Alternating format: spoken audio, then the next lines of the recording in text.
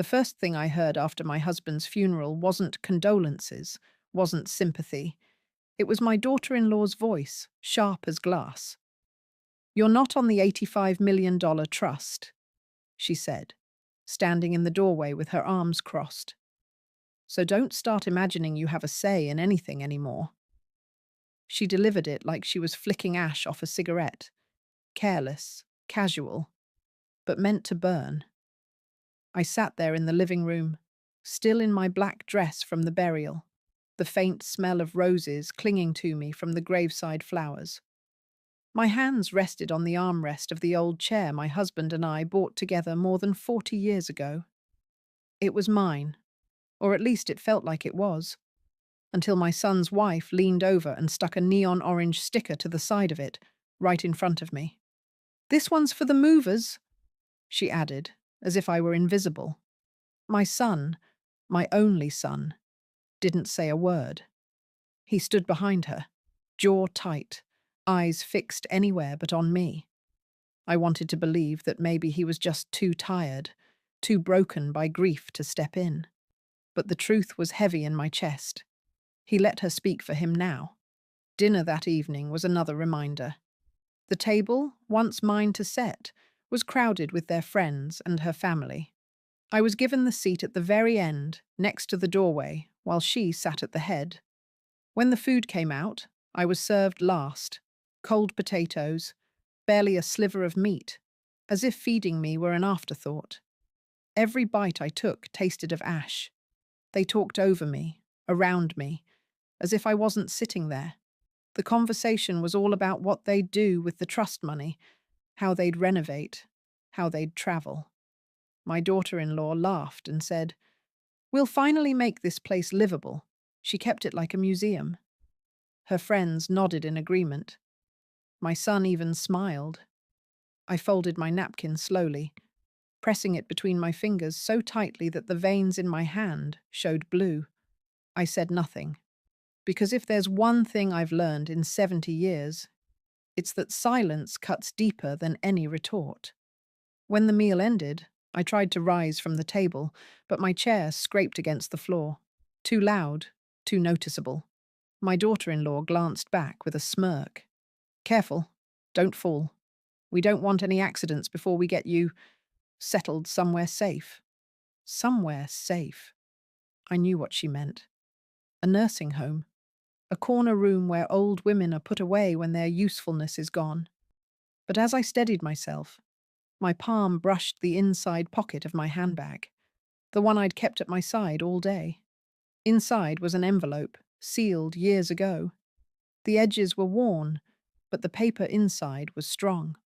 My husband's handwriting marked the corner. Trust documents. I had not opened it in years, but I knew what was in there. And as much as they wanted me to fade into silence, I had no intention of being erased. Still, I kept my face blank, my lips pressed together. They thought they had won. They thought their cruelty was power. I excused myself from the table, ignoring their chuckles as I walked down the hall.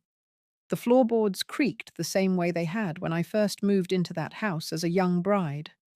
Back then, I thought every creak meant history, roots, permanence.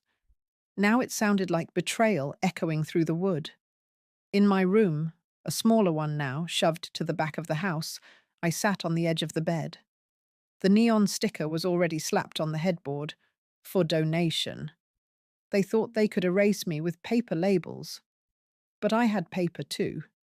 Paper that mattered. And in time, they would see exactly what silence can do. The next morning, I woke to the sound of voices in the hallway. My daughter-in-law was already directing people around the house. "Put a sticker on that dresser," she said, her tone brisk and commanding. "It's going into storage until we decide what to do with it." I opened the door just enough to see. She was walking from room to room with a pack of neon labels in her hand.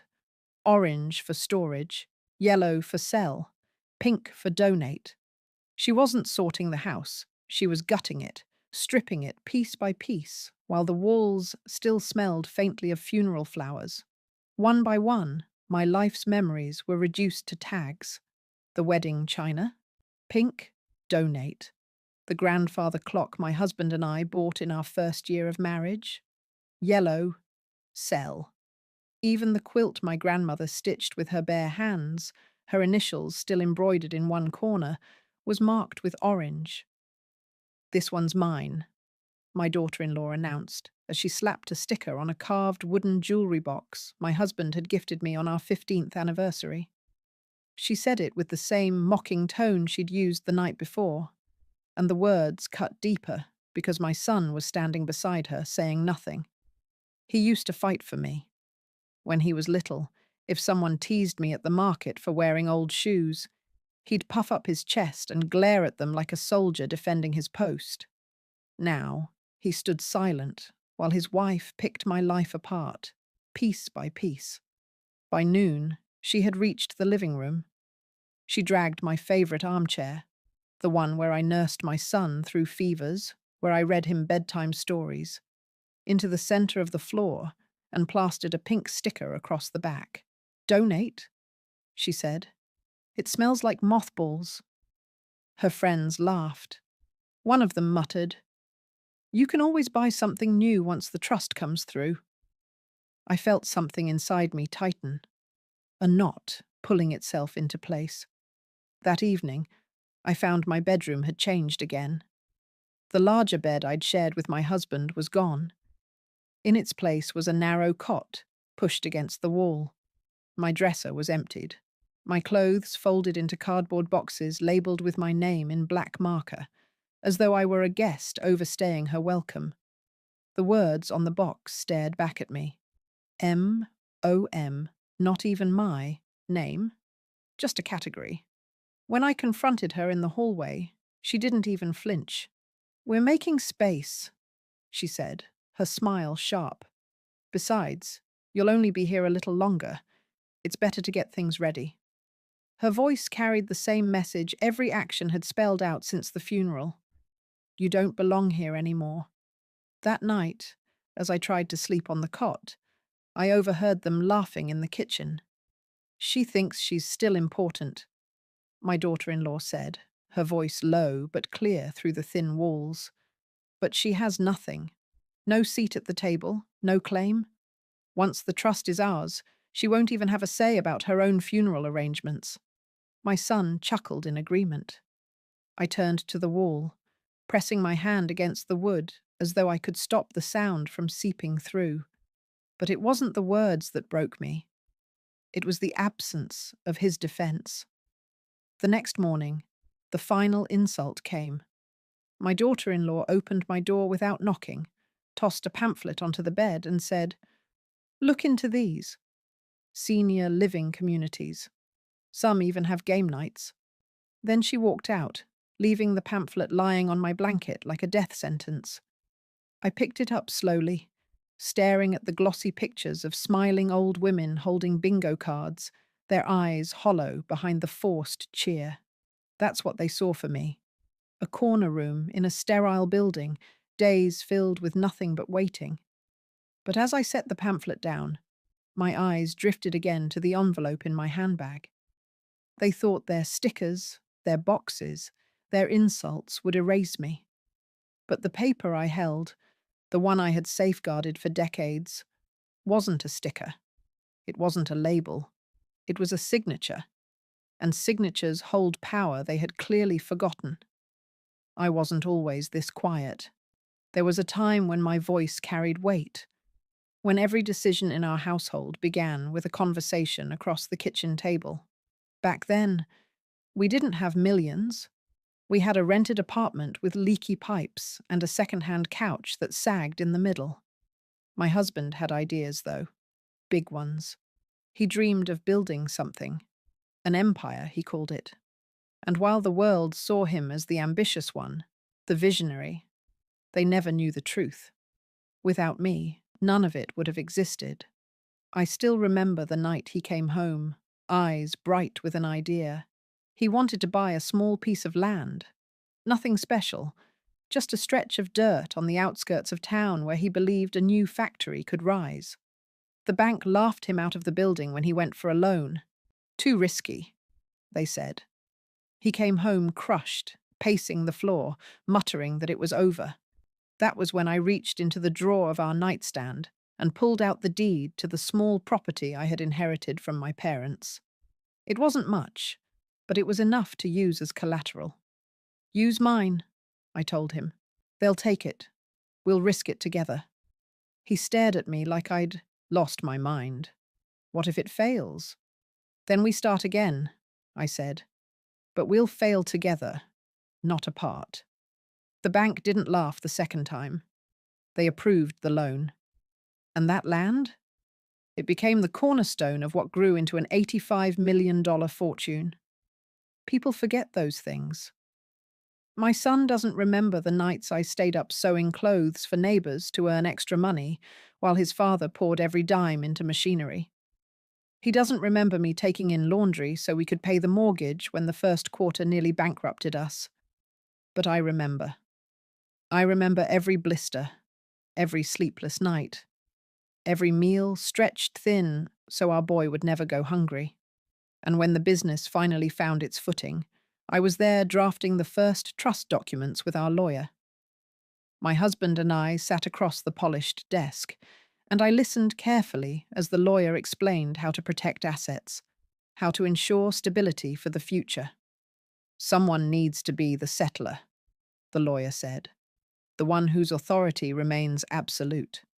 Without that role, this trust could be manipulated, altered, even dissolved by others." My husband looked at me. I looked back at him. "She should be," he said, pointing to me. "This empire began with her sacrifice. If anyone deserves to hold the foundation, it's her." I didn't protest. I signed where the lawyer pointed. The ink dried quickly on the page, but I didn't realize then how much power that single signature carried. Years passed. The empire grew. The trust swelled. And I tucked those documents away in a sealed envelope, never feeling the need to remind anyone what they contained.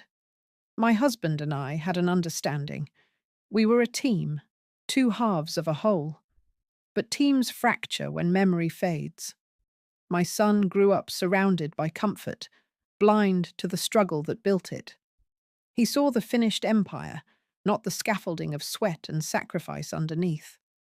To him, the money was an inheritance, his by right. To his wife, it was a prize to be claimed, a throne to be sat upon.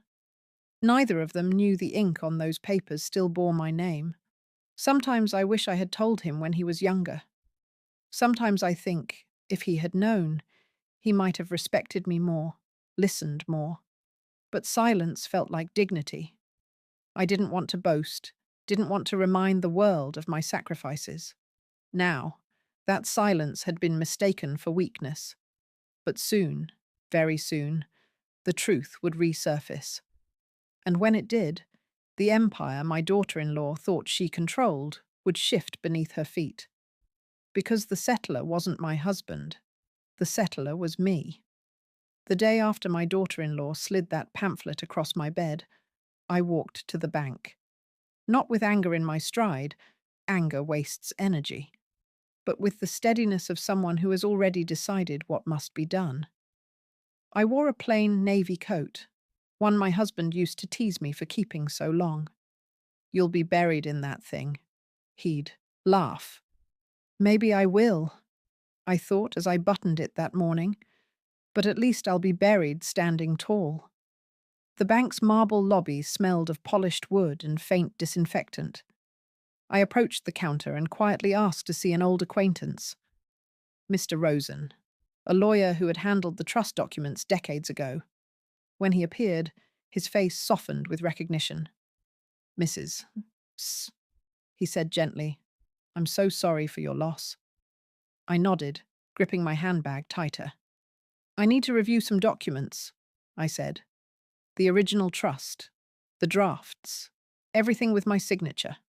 His brows lifted slightly, but he didn't question me. He led me into a quiet office with dark leather chairs. From a secure cabinet, he pulled out a thick folder. its edges yellowed by time. He laid it carefully on the desk in front of me.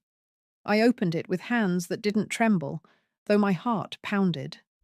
And there it was, page after page of legal language, dense and unyielding, but on the first page, my name. Not just as wife, not just as witness, as settler and grantor. Mr. Rosen adjusted his glasses. You remember signing these? Yes, I said simply. Then you know, he said, leaning back in his chair, that no decision regarding the trust can be made without your explicit approval. Your son and his wife, well, they may not be aware. They're aware of one thing, I said. They think I'm powerless. His mouth tightened, and for a moment I thought I saw anger on my behalf, but he kept his voice even. Do you want me to represent you? I reached into my bag and placed the sealed envelope on the desk. These are the duplicates I kept. I want them authenticated, and I want every insult, every humiliation they've spoken to me documented. My husband insisted on a behavioral clause, penalties for disrespect. I want those penalties enforced. He nodded slowly.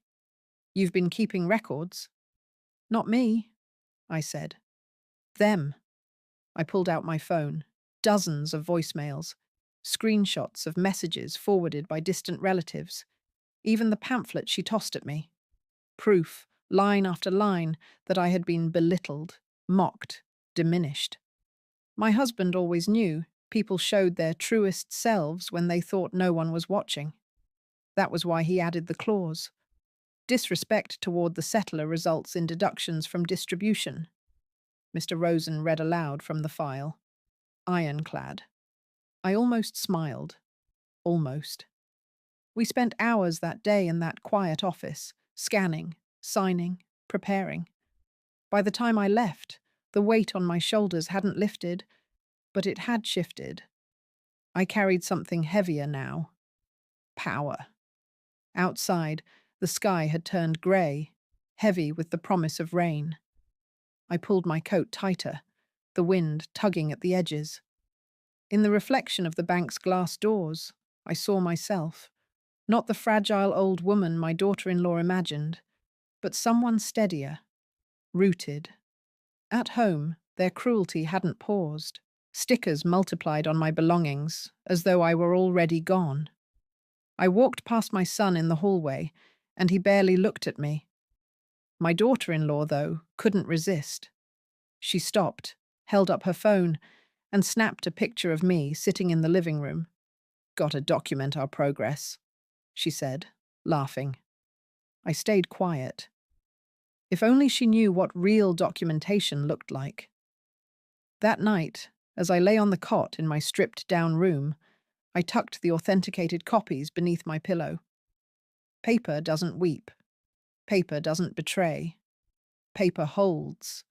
And soon, those pages would speak louder than I ever could.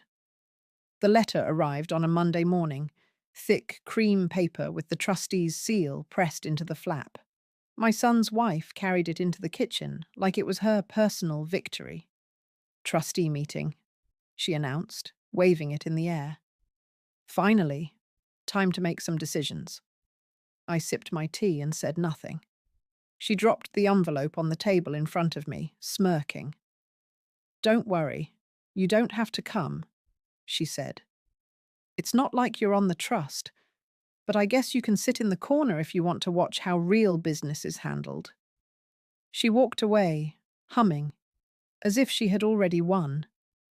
3 days later, I found myself in the grand conference room of the bank's downtown branch. The walls were panelled in dark mahogany, and long windows overlooked the city. A chandelier glowed above the table, its light catching in the polished surface until it gleamed like still water. Around the table sat my son, his wife, 2 of her brothers, who had suddenly decided they were advisors, and 3 trustees in dark suits. At the head sat Mr. Whitman, the banker tasked with overseeing the trust. His silver hair was combed neatly, his glasses perched low on his nose. Papers were stacked before him, and his expression carried the calm patience of a man used to managing egos. I took a seat near the corner, away from the center. My daughter-in-law noticed and chuckled, whispering to my son loud enough for me to hear. See? She knows she doesn't belong here. He didn't correct her. The meeting began with Whitman reviewing the trust's assets, real estate, investments, company shares. $85 million, spoken in the measured cadence of numbers that carried no emotion for him, but seemed to pulse with greed for everyone else. My daughter-in-law leaned forward eagerly. We'll want to start renovations on the estate immediately. Modernize everything. Tear down those awful cabinets. And of course, allocate funds for a vacation home. My parents have their eye on Lake Tahoe. Whitman lifted his head slightly. All decisions must be approved by the appropriate parties. Appropriate parties? She repeated, laughing. We're the only ones who matter. Her eyes flicked toward me. Doesn't count. My son cleared his throat, trying to sound authoritative. Yes, my wife is right. We'll be moving forward with renovations, liquidating some stocks to fund new ventures, and arranging monthly stipends. There's no reason to delay. He said it so smoothly, so confidently, as though I were a shadow, an afterthought. Whitman held up a hand, halting his speech. Before we continue with any proposals, we must first review the provisions and confirm signatures. My daughter-in-law smirked, folding her hands together. Oh, go ahead. Show her. Maybe it'll finally sink in. Her friends, those brothers of hers, snickered under their breath. The banker slid a thick folder onto the table. He flipped it open with practiced care, adjusting his glasses as his finger traced down the first page. I watched my son lean back in his chair, confidence radiating off him. He thought this was the moment I would be erased in black ink, that my name would appear nowhere, that his wife's words would be proven right in front of me, in front of strangers. But I had sat across that desk with my husband all those years ago. I knew exactly what was in those papers. The tension in the room thickened. My daughter-in-law reached for her phone under the table, already preparing a message, no doubt planning to announce her victory before the meeting even ended. Mr. Whitman cleared his throat. Now, he said, before we proceed, it must be noted that all decisions require the explicit approval of the settler. The room went silent. My son frowned. His wife tilted her head in confusion. And then Whitman lifted his gaze from the paper and looked directly at me. Mrs., he said, that would be you. The sound of my daughter-in-law's phone clattering onto the table was louder than the chandelier's crystals trembling above us. The words seemed to hang in the air, suspended between the chandelier's light and the polished wood of the table. All decisions require the explicit approval of the settler. Mrs., that would be you. For a moment, nobody moved. The ticking of the banker's gold wristwatch sounded like a hammer striking steel in the silence. My son blinked at Whitman, his mouth opening, closing, then opening again like a man who had forgotten how to breathe. My mother? He stammered. That's not possible. My father, he created the trust. Everyone knows that. Whitman didn't flinch. He adjusted his glasses and tapped the page with a neat, manicured finger. Your father executed the documents, yes. But the trust settler, the originator, the one whose approval is indispensable, was, and remains, your mother. Her signature here is definitive. Without her consent, no actions may be taken. My daughter-in-law let out a sharp laugh, brittle and disbelieving. That's ridiculous. She didn't even work. She doesn't know how any of this functions. Her voice cracked on the last word, and I noticed her hand shaking as she reached for the folder. Show me. Show me the page. Whitman turned the folder toward her, sliding it across the table so she could see the first document. There, in neat black ink, was my full name, written with the same steadiness I had carried decades ago when I signed it. The room tilted for her. I could see it in her face, the certainty draining out of her, replaced by a dawning horror. She shoved the folder away, as though the ink itself burned her. This must be a mistake. Some clerical error. My husband's name should be there. Whitman shook his head calmly. No mistake. Your father-in-law deliberately chose this arrangement. He insisted that the foundation of the trust remain with his wife. I have the transcripts of our meetings, the original drafts, even his letters on file confirming it. My son's voice broke through, louder now, desperate. Why wouldn't he tell me? Why wouldn't she tell me? I met his eyes for the first time in weeks, because respect should not require reminders. His mouth shut instantly, words dying on his tongue. The brothers-in-law who had tagged along shifted uneasily in their chairs, suddenly less smug. One of them muttered something about technicalities, but even they couldn't meet my gaze. My daughter-in-law leaned forward, her face red. So what? You think this gives you control? You think you can stop us from moving forward with our plans? You're too old to make decisions for yourself, let alone for $85 million. This is absurd. Her words trembled, laced with panic she was trying to disguise as authority. Whitman raised his hand gently. Mrs. Ewell is the settler. That is not up for debate. Until she approves, nothing moves forward. No renovations, no stipends, no asset liquidations. Every decision must be presented to her. I folded my hands in my lap, my fingers brushing against the soft leather of my bag, where the authenticated documents rested. My silence had been my shield, but now it became my weapon. I've been quiet long enough, I said, my voice low but steady. You've mistaken silence for weakness, but the foundation of this family, this fortune, rests with me. And every insult, every humiliation you've given me will have its consequence. My son's face paled. My daughter-in-law's mouth opened, but no words came out. Whitman closed the folder with finality. The sound echoed like a gavel. We will proceed to review the behavioral clause next, he said. It will directly impact distributions. The panic that flickered across their faces then was worth every night I had endured on that narrow cot. For the first time in weeks, I sat back in my chair, straightened my spine, and allowed myself the smallest of smiles. They thought the meeting would erase me. Instead, it had revealed me. Mr. Whitman reopened the folder, pulling out a thinner set of papers this time.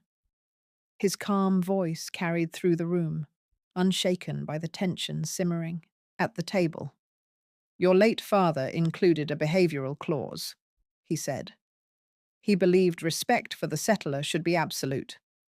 Any act of humiliation, insult, or mistreatment would result in deductions from the beneficiary's share. The air shifted.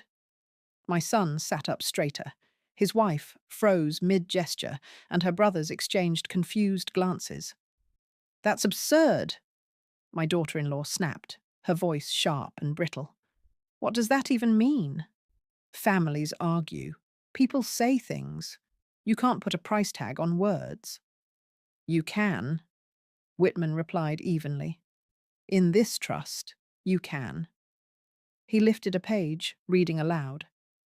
Any recorded or verified instance of disrespect toward the settler shall result in a reduction of $1 million from the violator's distribution. The silence that followed was broken only by the sound of my son swallowing hard. I reached into my handbag and slid a folder across the table. Inside were the authenticated records Mr. Rosen and I had prepared. Screenshots of text messages, voicemails saved to cloud storage, even a printed transcript of my daughter-in-law's cruel remarks.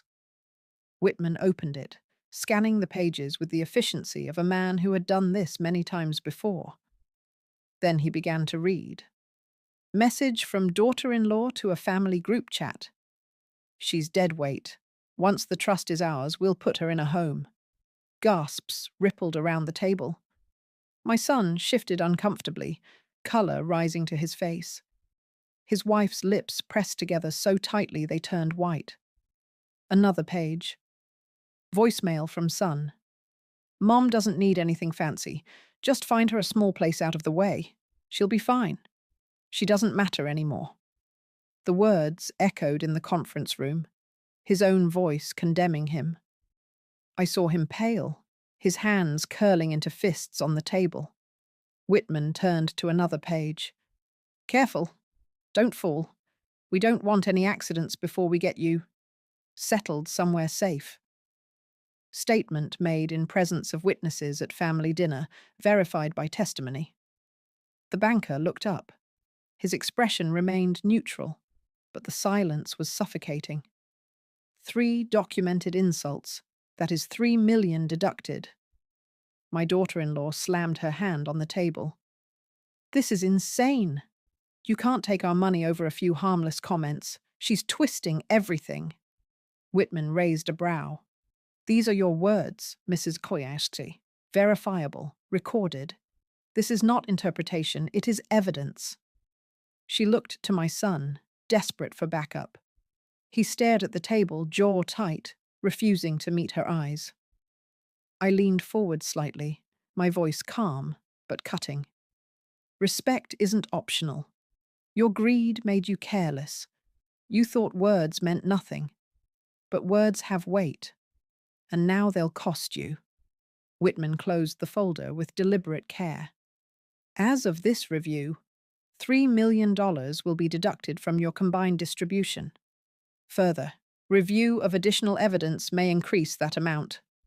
The colour drained from her face. My son finally looked at me, and in his eyes I saw something I hadn't seen since he was a boy. Fear. Mother, he whispered, you can't mean to go through with this. It's family. I met his gaze steadily. Family doesn't erase me.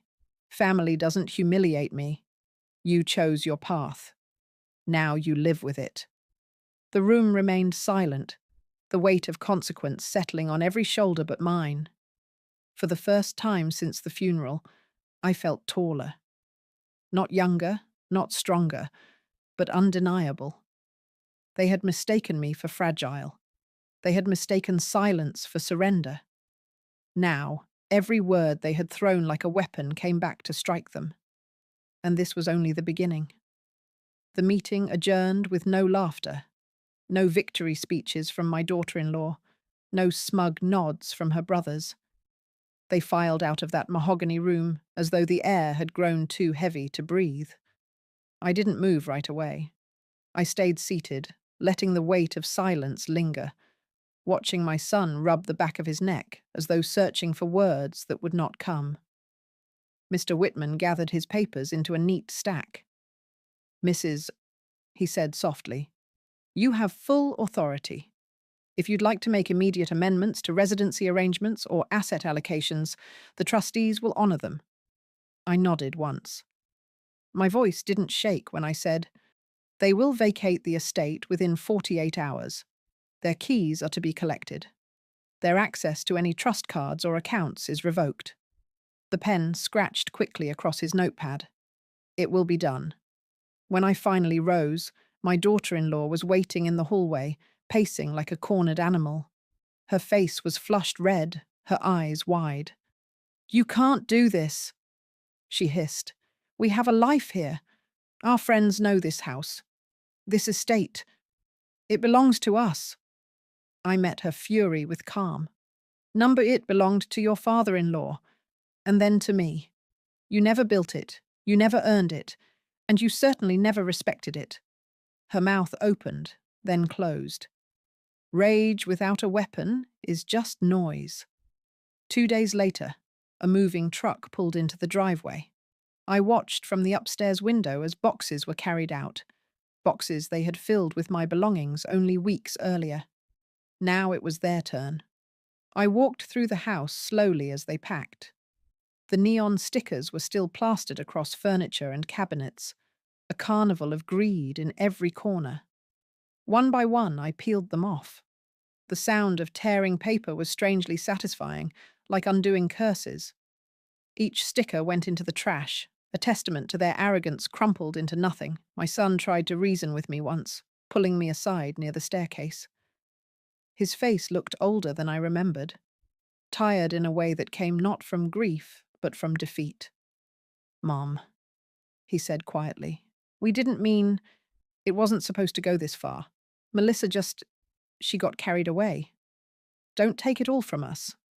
I searched his eyes, hoping for a glimmer of the boy who once defended me at the market, the boy who believed I could do no wrong. But all I saw was a man who had chosen silence when it mattered. "You took it from yourself," I said. "Every word you let her speak unchecked. Every laugh you joined in. It was a withdrawal. And now your account is empty." His shoulders slumped, and for the first time, he looked small. That evening, when the trucks finally pulled away, the house was quiet. Too quiet. But it wasn't the silence of erasure anymore. It was the silence of reclamation. I walked into the garden, the one place no sticker had reached. In the far corner, the rose bush my husband had planted still clung stubbornly to life. Its leaves were dusted with neglect, petals curling at the edges. I knelt, pressing my hand into the soil, cool and familiar. With the other hand, I tipped a watering can over its roots, the water soaking deep into the earth. "You're home now," I whispered. The moonlight fell across the garden, silvering the air, and for the first time since burying my husband, I felt something that almost resembled peace. They thought they could strip me bare, leave me with nothing but a pamphlet and a cot. Instead, I had stripped them of money, of pride, of the home they thought was theirs. And I wasn't done yet. In the days that followed, I moved through the estate as though rediscovering a home I had once been a guest in. Without their laughter, without their stickers, the walls seemed to breathe again. But power without purpose becomes poison. My husband used to tell me that. So instead of sitting in victory, I began planning what to do with what they thought they had stolen. The first decision came easily. I would honor the sacrifices that built the fortune, not the greed that tried to consume it. I visited Mr. Rosen again, sitting across from him with a small notebook filled with ideas. "A portion of the trust," I told him, "goes to scholarships, not for the wealthy or the privileged, for the children of widows, for the ones who, like me, were told to make do with scraps while others built their dreams." He nodded, jotting it down. "Another portion," I continued, "goes to a foundation for elderly independence. Not nursing homes, not places to lock people away, but programs that let them live with dignity, in their own homes, with their own choices." He smiled at that. "I think your husband would have approved." I allowed myself a small smile in return. He knew me well enough to know this is exactly what I'd do. Word spread quickly, faster than I imagined. The same community that had whispered about my son's success now whispered about his downfall. People stopped me in the market, patting my arm gently, saying they hadn't known how badly I'd been treated. Some looked at me with admiration, others with caution, as if they feared I might hold a mirror to their own betrayals. I didn't need their approval. But I won't deny the warmth of being seen again. Not as a burden, not as a shadow, but as the woman who had built the foundation of everything. One afternoon, I returned to the bank for final signatures.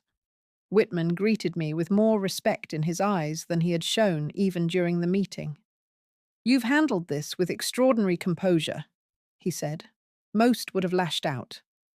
I placed my hand flat on the polished table. "Dignity is the sharpest blade. It cuts deeper than rage ever could. When I left the bank, I passed by my son on the sidewalk. He looked worn, hollow, his suit wrinkled. He opened his mouth, perhaps to apologize, perhaps to beg. But I kept walking. Some bridges are not burned in fire. They crumble in silence. At home, I took down the last of their boxes, emptied of the things they had tried to claim. Inside one, shoved to the bottom, I found the quilt my grandmother had stitched, the one with her initials sewn in careful thread. They had marked it, "Donate." I held it in my arms, pressing my face into the fabric.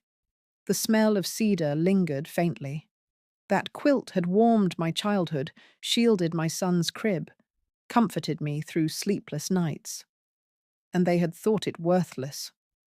I folded it neatly, draping it over the arm of my chair, the chair they once labelled for donation. Now it was exactly where it belonged. The estate is quiet now, not empty, never empty, but filled with the echoes of a history I refuse to let anyone rewrite. On the wall of my study hangs a frame. Inside it rests the first page of the trust documents, my signature bold and unshaken despite the decades. Above it, in smaller glass, I placed one of the neon stickers they had plastered across my furniture. Donate. I framed it not as a reminder of their cruelty, but as proof of their blindness.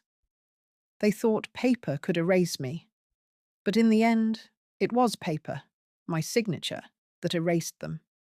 Some evenings, I sit in the garden with a book, the roses blooming again under careful hands. Neighbours pass by and wave. Some whisper. I let them. I know who I am now, and I don't need their approval to exist.